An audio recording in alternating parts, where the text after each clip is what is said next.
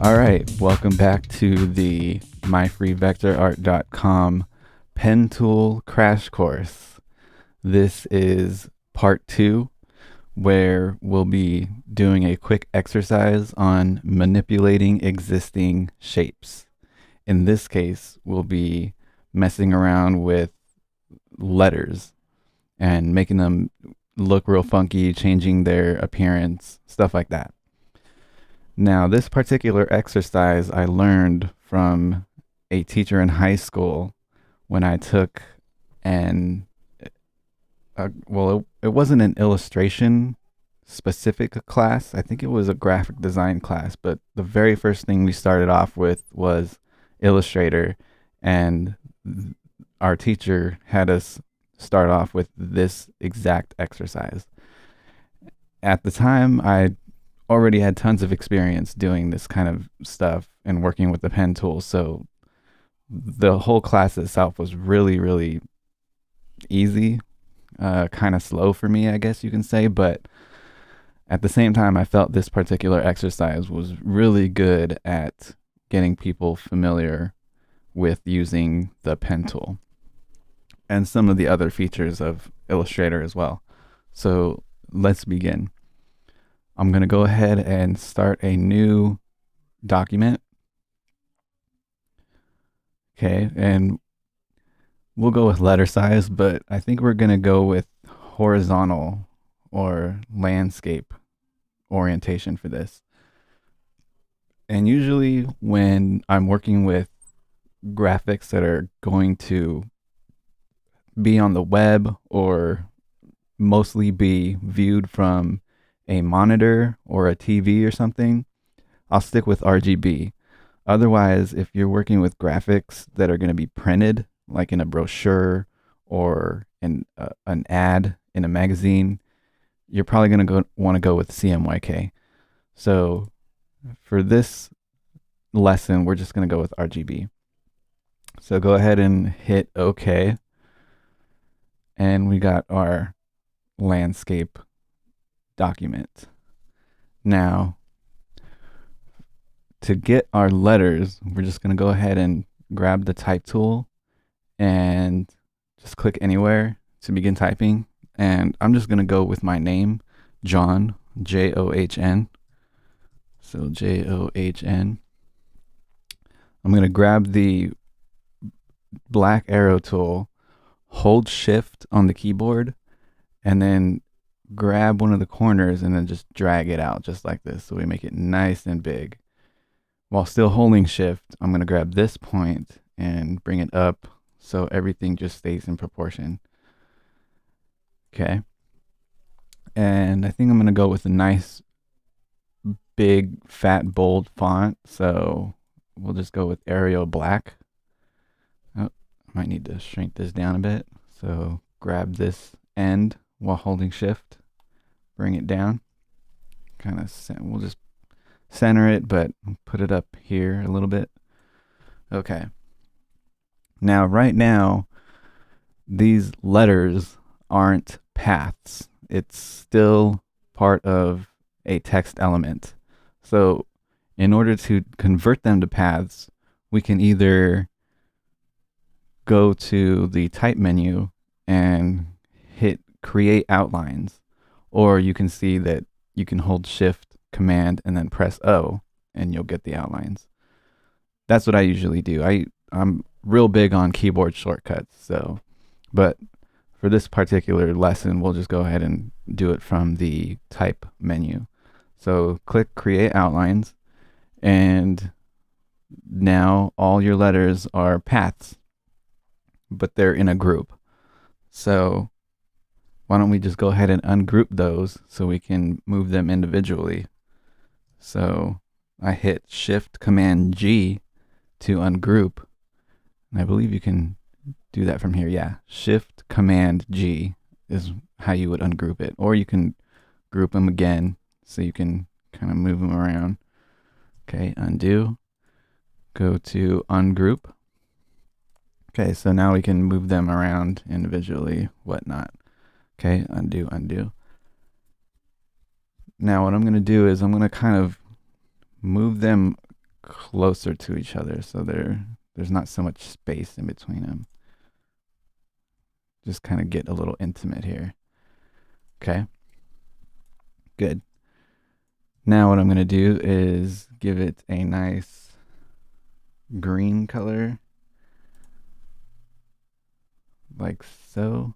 Oh, I selected green for the stroke. So we're going to hit none, go to the fill color, then pick green. Okay.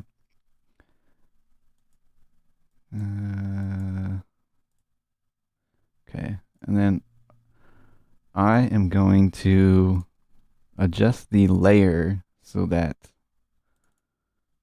we're looking at black path lines and points and arms.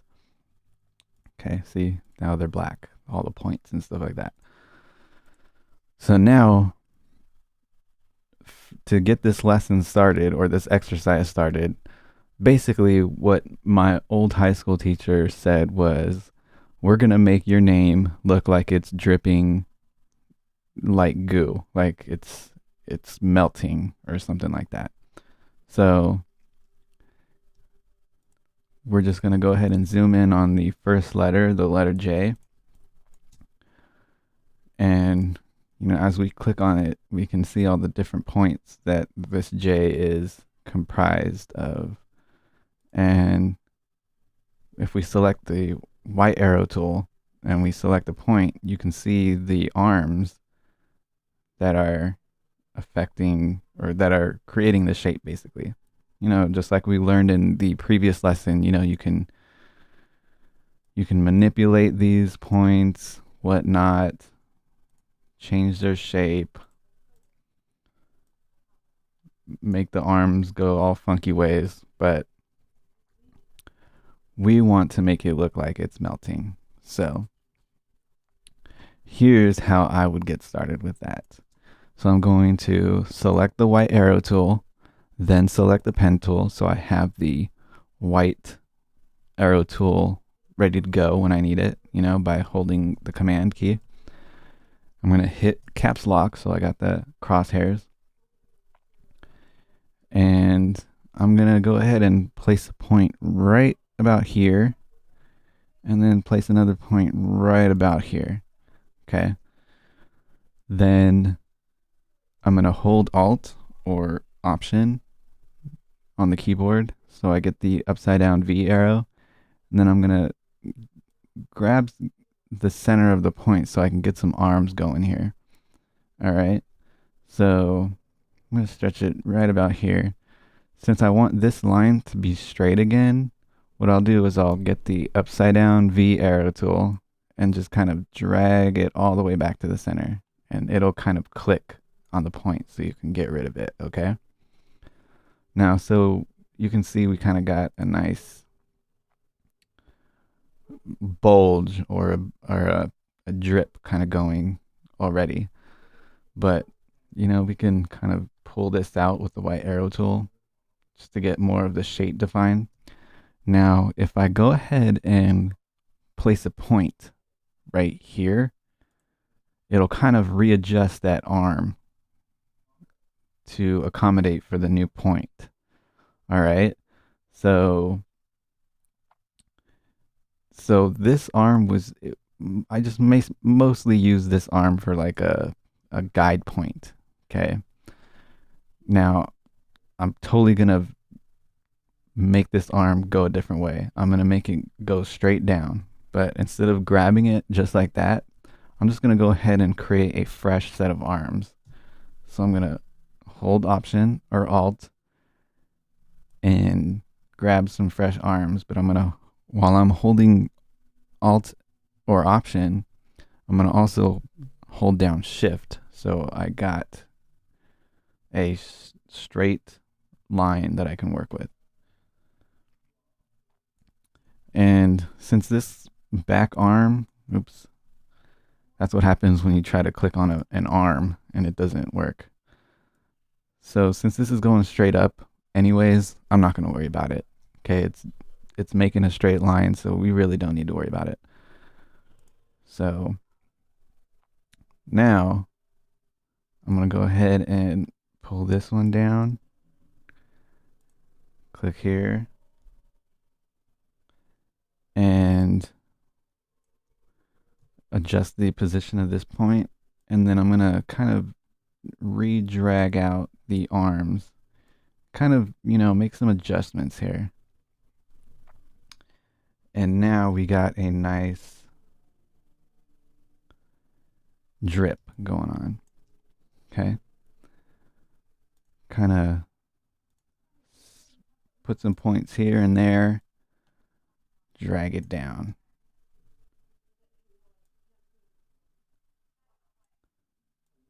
Kind of just gonna do this here.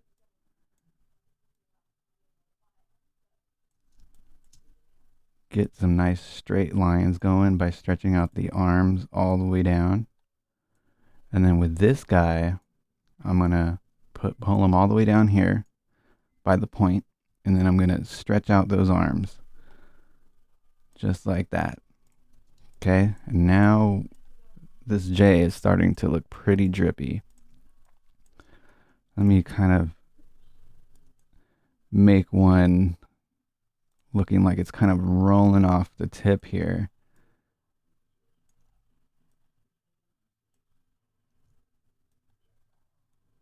Okay.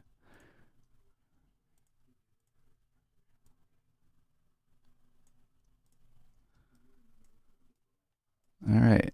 And we are looking pretty drippy.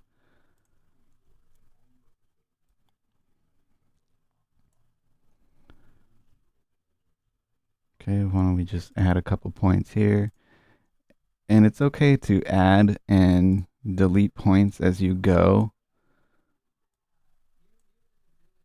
It's just however you feel comfortable with working. You know, it's okay to have mistakes. Like, this doesn't look very realistic right here with this all of a sudden straight slope. So, we can go back and stretch it out so it's a little bit more curvy. Same with this one. And, we can go back and fix it just like that. Now, what I'm going to do is speed up the video so you don't need to painstakingly watch me draw every single drip on each of these letters. And towards the end, I'll bring it back down to normal speed so we can wrap this exercise up.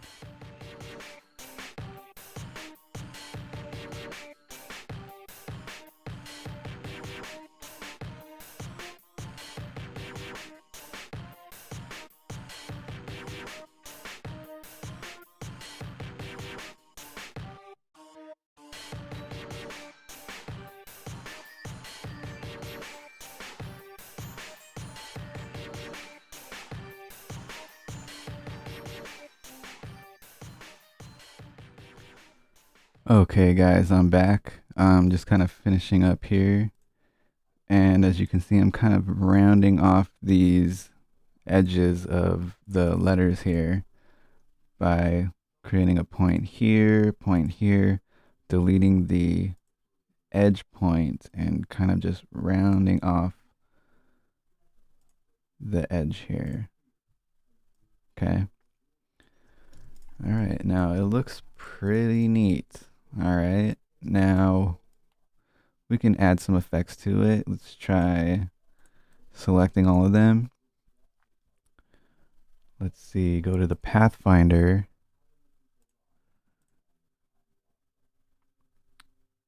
Where is the Pathfinder? Okay. We'll go to the Pathfinder panel, select all these, join. So they're all one shape again. They're all one big group. Then we're going to give them a gradient. Go ahead and click the gradient button right here. Drag down. See, double click the white marker, give it a green color there. We'll just go with dark green. And then we're going to double click the black marker, click this little icon in the corner, and then give it a lighter green. So it looks real oozy right there. Okay. Select them all again. Hold Alt Option and drag down. So now we got a second copy. We're going to go ahead and send that to the back and give it a solid color. So go back to green. We'll give it a nice dark green color, like so. If we hit Command H, we can hide all the points in the paths. So they're kind of not in the way as we preview what this is going to look like. Okay, then I'm going to drag the fill to the stroke. So now we got a green stroke that's the same color as the fill. And then we're going to just bump up the stroke so we can kind of get a nice fat stroke going on. Then I'm going to hit the up arrow tool so we can kind of see the stroke peak up a bit at the top. And there you go, a nice oozy looking name, which is John.